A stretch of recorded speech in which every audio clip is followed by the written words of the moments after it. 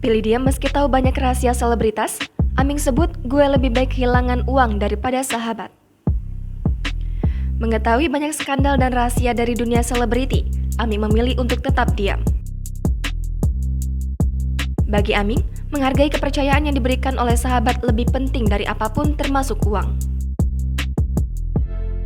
Karena itu, Aming juga tak sembarangan mengunggah Instagram story atau foto ke media sosial saat bersama teman-temannya.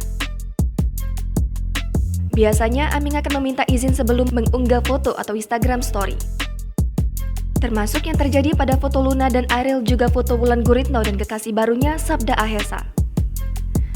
Meskipun ada orang di luar sana yang memanfaatkan hal tersebut untuk mendapatkan keuntungan, tapi Aming memilih untuk tidak melakukannya atas nama menjaga persahabatan. Menurut Aming, kalau dari dulu mau memanfaatkan gosip, pansos, atau skandal dari teman-temannya sebagai ladang uang, dia sudah kaya dari dulu.